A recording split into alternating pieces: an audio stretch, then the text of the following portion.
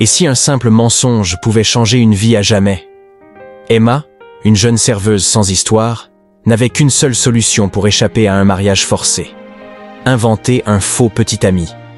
Mais ce qu'elle ignorait, c'est que l'homme qu'elle avait choisi au hasard dans son café était en réalité un millionnaire, et que ce jeu de dupes allait bouleverser leur destin à tous les deux. Ce qui n'était qu'un arrangement deviendra-t-il un véritable amour? Découvrez une romance inattendue où le hasard et les sentiments s'en mêlent irrémédiablement. Dans un quartier animé de Paris, au cœur d'un petit café nommé Le Rêve Bleu, Emma Lemoine, une jeune serveuse de 24 ans, essuyait nerveusement le comptoir. Ce matin-là, son monde venait de s'effondrer. Son oncle, qui l'avait élevée après la mort de ses parents, lui avait annoncé qu'elle devait épouser Arnaud Lambert, un homme d'affaires bien plus âgé qu'elle, arrogant et intéressé uniquement par l'héritage familial dont elle ignorait l'existence. Emma n'avait pas le choix. Soit elle acceptait ce mariage arrangé, soit son oncle la jetait à la rue. Mais il était hors de question qu'elle se laisse dicter son destin. C'est alors qu'un plan insensé lui traversa l'esprit. Si elle était déjà en couple avec un autre homme, elle pourrait échapper à cette union forcée. Mais où trouver quelqu'un prêt à jouer ce rôle sur le champ? La clochette de la porte tinta, annonçant l'entrée d'un nouveau client. Un homme élégant, vêtu d'un costume sobre mais raffiné, s'installa à une table près de la fenêtre. Son regard profond et mystérieux trahissait une certaine lassitude. Emma l'observa un instant. Il était bien habillé, mais pas ostentatoire. Il avait l'air d'un homme solitaire, peut-être même en quête d'évasion. Elle prit une profonde inspiration et s'approcha de lui, les mains légèrement tremblantes. « Bonjour, monsieur. Que puis-je vous servir ?» L'homme leva les yeux vers elle et lui offrit un sourire poli. « Un café noir, s'il vous plaît. » Emma hésita. C'était fou, complètement fou. Mais elle n'avait rien à perdre. « J'ai une proposition à vous faire, » murmura-t-elle en s'asseyant en face de lui. L'homme haussa un sourcil intrigué. « Une proposition ?» Elle inspira profondément avant de se lancer. « J'ai besoin que vous prétendiez être mon petit ami. Juste pour quelques jours. » L'homme l'observa un instant, avant qu'un sourire amusé n'étire ses lèvres. « C'est une demande inhabituelle, » concéda-t-il. « Pourquoi moi ? Parce que vous êtes là. Et que vous avez l'air, disons, digne de confiance. » L'homme sembla peser ses mots avant de tendre la main vers elle. « Très bien. Je m'appelle Gabriel. » Emma serra sa main sans se douter qu'elle venait de conclure un pacte avec Gabriel Moreau, un millionnaire en quête d'anonymat. Les jours suivants, Gabriel joua son rôle à merveille. Il se présenta chez l'oncle d'Emma, affichant une assurance naturelle qui impressionna tout le monde. Il prétendit être fou amoureux d'Emma et promit de prendre soin d'elle.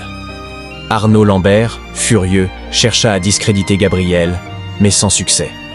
L'oncle d'Emma, de son côté, ne pouvait rien faire face à un prétendu petit ami si charismatique et déterminé. Mais ce qui n'était qu'un simple arrangement devint bientôt troublant pour Emma. Gabriel était bien plus attentionné qu'elle ne l'aurait imaginé. Son regard se faisait plus tendre, ses gestes plus protecteurs. De son côté, Gabriel se surprenait lui-même à apprécier la présence d'Emma plus qu'il ne l'aurait cru. Un soir, alors qu'il se promenait sur les quais de la Seine après un dîner improvisé, Emma finit par demander « Pourquoi avez-vous accepté mon marché si facilement ?» Gabriel sourit doucement. « Parce que moi aussi, j'avais besoin d'échapper à quelque chose. » « À quoi ?» Il hésita avant de répondre. « À un monde où tout est basé sur l'argent et les apparences. » Emma fronça les sourcils. Elle n'avait jamais vraiment cherché à en savoir plus sur lui. « Qui êtes-vous, vraiment, Gabriel ?» Un silence s'installa. Puis il soupira avant d'avouer « Je suis Gabriel Moreau, propriétaire du groupe Moreau Industries. » Emma resta figée. Cet homme, qu'elle avait cru être un simple client en quête d'une histoire passagère, était en réalité un millionnaire influent. « Pourquoi ne me l'avoir dit plus tôt ?» murmura-t-elle. « Parce que je voulais que tu me voies autrement que comme un homme riche. » Emma sentit son cœur s'emballer. Tout cela était devenu bien plus qu'un simple jeu. Arnaud Lambert, fou de rage d'avoir perdu la main sur Emma, tenta de l'intimider une dernière fois. Mais cette fois, Gabriel intervint.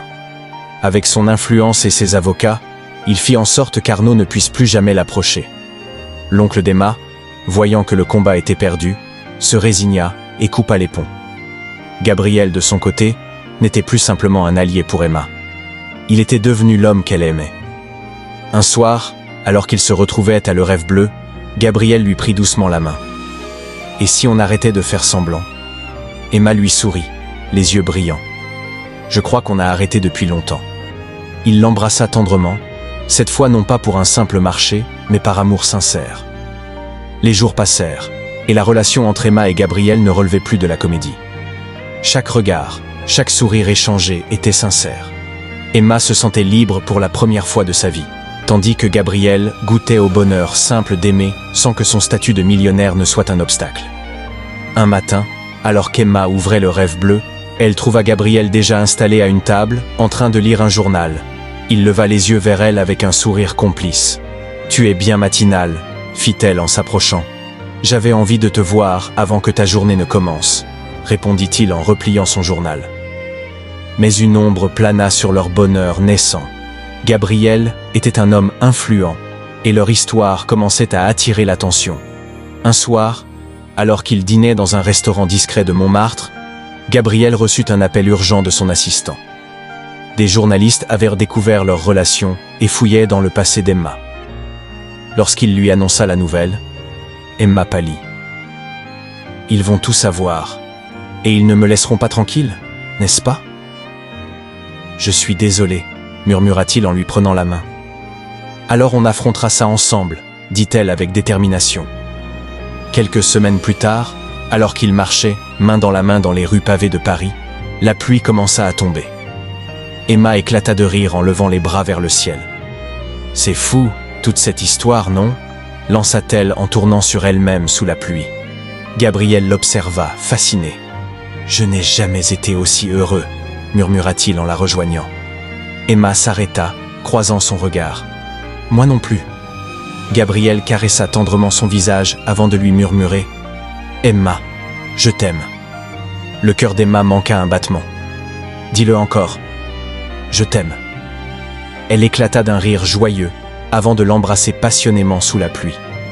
Ce qui avait commencé comme une simple mascarade était devenu un amour véritable. Et ce n'était que le début de leur histoire.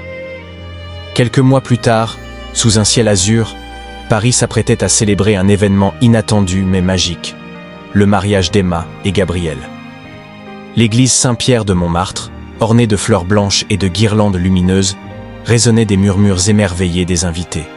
Emma avançait dans l'allée, vêtue d'une robe fluide en dentelle, le cœur battant d'émotion.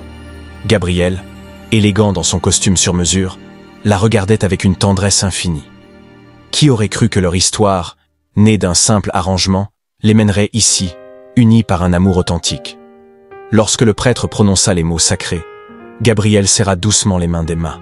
« Promets-moi que peu importe où la vie nous mènera, nous resterons toujours aussi vrais que maintenant. »« Je te le promets, » murmura-t-elle avec un sourire éclatant. Ils échangèrent leurs vœux, scellant leur union par un baiser sous les applaudissements émus de leurs proches.